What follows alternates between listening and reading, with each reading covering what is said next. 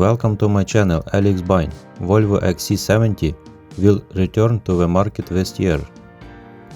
The off-road model will change dramatically and become electrified. The design of the Volvo XC70 2026 is based on the modern style of a Swedish brand. The Volvo XC70 crossover has branded T-shaped headlights and lies in the rear roof pillars. A completely new electrified system is being prepared for the Volvo XC70 2026. It is noted that the range in pure electric mode will be 200 km, and the car will also support fast charging. Thank you very much for watching. Subscribe to my channel.